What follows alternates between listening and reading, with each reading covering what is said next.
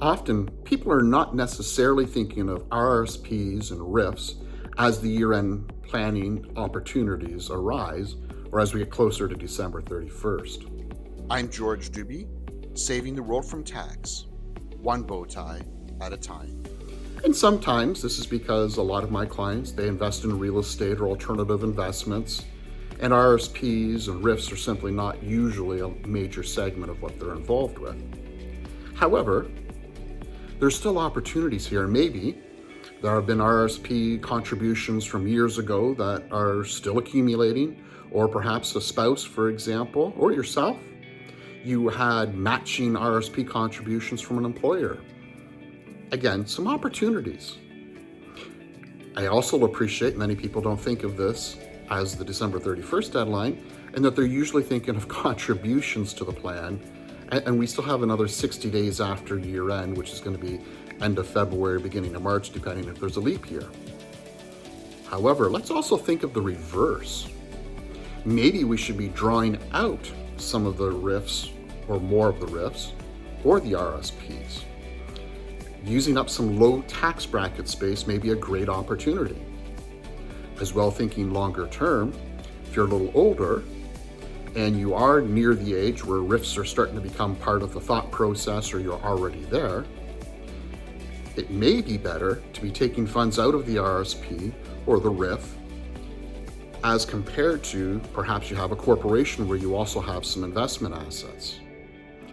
Think as well, ultimately, where the second of the spouses passes away, assuming that the wills say everything goes to the surviving spouse, funds from your RIF and your RSP are going to be fully taxable. It's going to hurt, in most cases, what that tax bill is going to look like. Whereas the funds in your corporation, there are different ways to decrease the tax damage that's going to ultimately arise. And so again, from a planning perspective, long term, decreasing the RRSPs and the RIFs may be a great chance to, I will call it, provide more funds for the estate, next generation, Church Cancer Society, whatever it is that's important. And again, this may seem odd, but perhaps it's an opportunity to over-contribute to your RSP this year. For those that are in that 71, 72 year of age category, and you are approaching or at the limit of when you can contribute to the RSP, it may be offside to contribute in December, for example. You'll have a 1% penalty on the over contribution, but from an audit of the Tax Act, you'll have additional contribution room in January, despite the fact that you're not allowed to contribute for the next year. So it kind of almost magically disappears in terms of a problem, assuming that it was a good idea to invest in the RSP in the first place. With your RSP, you may be thinking about the home buyer's plan or lifelong learning plan.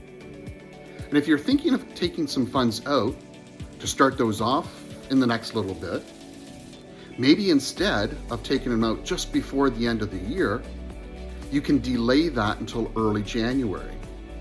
Your benefit is that, and again, both of these plans have slightly different repayment terms and requirements, but you're going to push back by one more year when exactly those repayment terms begin, and ultimately stretch that out that extra year. It may not seem like a big deal. It may be down the road. For tax saving and wealth building tips, subscribe to my newsletter. Check out the next video in the series. I want to help you do wonderful things.